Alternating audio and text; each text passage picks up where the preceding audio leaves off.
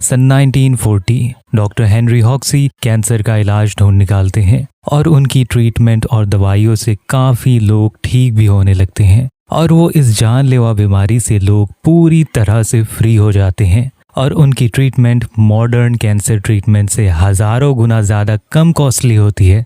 पर अचानक से ही इस ट्रीटमेंट को सप्रेस कर दिया जाता है मेडिकल फील्ड के लीडर्स के द्वारा। और ऐसे पास्ट में कई कैंसर के ट्रीटमेंट्स को सप्रेस किया जा चुका है जिनके बारे में हम बेखबर थे। पर इनके पीछे क्या वजह है आखिरकार, क्यों कोई ऐसा करना चाहेगा? ही सुनाई बातें नहीं हैं, बल्कि मैं आपके सामने इसकी प्रूफ रखने वाला हूं आज इस वीडियो में।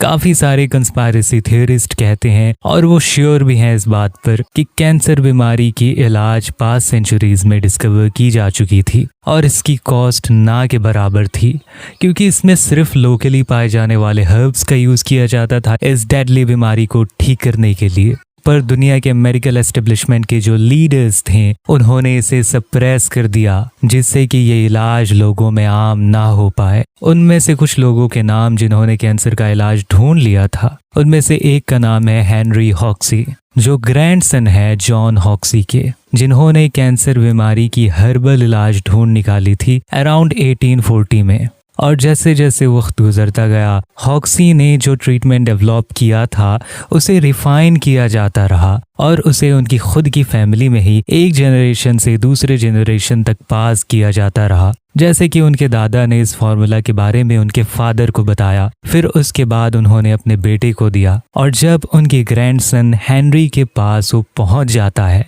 तब ये इलाज जो है ना पब्लिक हो जाता है और इसके बारे में सभी जानने लगते हैं। और उनकी ये जो ट्रीटमेंट थी ना, वो एक तरह की कॉम्बिनेशन थी रेड क्लोवर, लिकोरेट रूट और दूसरे कई नेचुरल इंग्रेडिएंट्स की। हॉक्सी और उनके सपोर्टर्स के अकॉर्डिंग ये जो कॉम्बिनेशन थी ये काफ़ी ज़्यादा इफेक्टिव थी हर तरह की कैंसर की बीमारी का इलाज करने के लिए। पर इस इलाज के बारे में जब अमेरिकन मेडिकल एसोसिएशन को पता चला तो वहाँ के लीडर्स ने इसे जितनी जल्दी हो सके सप्रेस कर दिया और ये इलाज लोगों में कभी भी आम ना हो सका। रॉयल रेमंड राइफ ये एक साइंटिस्ट थे जिन्होंने अपनी जिंदगी के 20 साल कैंसर का इलाज सारे यूनाइटेड स्टेट्स और यूरोप में ट्रैक करने में गुजारे थे और फाइनली उन्हें एक तरीका मिल गया माइक्रो ऑर्गेनिजम्स को आइसोलेट करने का। उन्हें पता चला BX वायरस के बारे में और उनके रिसर्च के दौरान रेमंड को पता चल गया कि कैसे इस BX वायरस को मारा जा सकता है और इसके इफेक्ट्स को रिवर्स किया जा सकता है पेशेंट्स के अंदर। और उनकी रिसर्च की जो रिजल्ट्स थे ना, उसे 1931 में पब्लिश किया गया था यूनिवर्सिटी ऑफ साउथ कैरोलिना के रिसर्चर्स के साथ मिलकर। रेमंड रॉयल राइफ इस बात पर श्योर थे कि माइक्रो ऑर्गेनिजम्स को देखा जा सकता है अगर उन्हें सर्टेन वेवलेंथ ऑफ लाइट के जरिए से इल्यूमिनेट किया जाए। और एक बार जब करेक्ट फ्रीक्वेंसीज फोकस की जाती है वेवलेंथ्स में जिसमें काफ़ी वायरसेस वाइब्रेट होने लगते हैं, तब माइक्रो ऑर्गेनिजम्स डिस्ट्रॉय हो सकते हैं। और एक बार जब करेक्ट फ्रीक्वेंसीज फोकस की जाती है वेवलेंथ्स में जिसमें काफ़ी वायरसेस वाइब्रेट होने लगते हैं, तब माइक्रो ऑर्गेनिजम्स डिस्ट्रॉय हो सकते हैं सिलेक्टिवली, बिना हेल्थी टिश्यूज को हार्म किए हुए। पर जब इसकी खबर अमेरिकन मेडिकल एसोसिएशन तक पहुंची तो जल्दी से जल्दी उन्होंने फ्यूचर के जितने भी इनके रिपोर्ट्स थे पब्लिश होने बंद कर दिए और उन सभी को सेंसर कर दिया गया और रेमंड राइफ को नज़रबंद कर दिया गया। और 1971 में राइफ की अचानक मौत हो जाती है जिसमें पाया जाता है कि उन्हें ओवरडोज ड्रग्स दी गई थी। पर प्रेजेंट में उनकी काफ़ी ज़्यादा सपोर्टर्स मौजूद हैं जो कि अभी भी उनके मशीन्स की अलग अलग वर्जन्स को मार्केट करते हैं। और 1950 में बहुत सालों की रिसर्च के बाद biochemist doctor Ernst T Krebs isolate करने में कामयाब हो जाते हैं एक नए विटामिन को जिसे वो कहते हैं B17। और उसकी कुछ और सालों तक टेस्ट करने के बाद इस ट्रीटमेंट को बहुत सारे हजारों लोग जो कैंसर बीमारी से जूझ रहे थे वो मान गए कि डॉक्टर क्रेब्स ने एक ऐसी इलाज खोज निकाली है जो कि इस जानलेवा बीमारी को ठीक कर सकती है। वो बड़े ही खुशी में थे।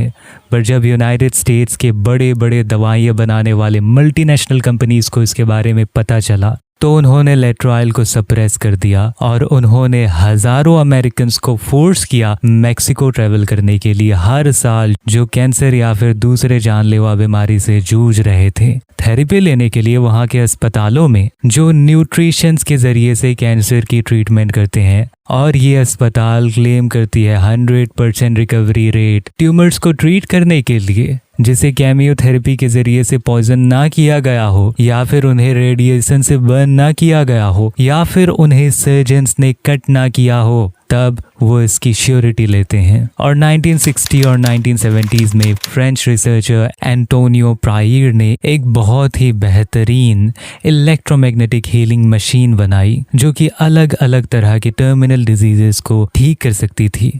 जैकुलस कार्बन डेल्मास के सपोर्ट से वर्ल्ड हेल्थ ऑर्गेनाइजेशन के एंड्रयू वुल्फ ये 1965 के मेडिकल फील्ड में नोबेल प्राइज विनर रह चुके हैं, और ये एक मेंबर भी है faculty of medicine university of Bordeaux में। और वो मेडिकल डॉक्टर्स जो स्पेशलाइज्ड हैं कैंसर ट्रीटमेंट में। इंस्टीट्यूट ऑफ कैंसर रिसर्च में प्रायर को मिलियंस ऑफ डॉलर फंड मिलती थी उनके रिसर्च को बरकरार रखने के लिए, पर 1974 में मल्टीनेशनल कंपनीज के अटैक की वजह से प्रायर उनके लोकल गवर्नमेंट सपोर्ट और उनकी फंडिंग को खो देते हैं। और विलियम रीच जो मानते थे ऑर्गन एनर्जी के पावर पर, और उन्होंने ऑर्गन एक्यूमुलेटर्स बिल किया था जो कैंसर बीमारी का इलाज कर सकती थी, जो कैंसर बीमारी को ठीक कर सकती थी और दूसरे कई मेजर डेडली बीमारियों को भी ठीक कर सकती थी। पर उन्हें फंसा दिया गया फ्रॉड करने के जुर्म में यूएस फूड और ड्रग एडमिनिस्ट्रेशन के द्वारा, और वो 1957 में जेल में ही मर गए।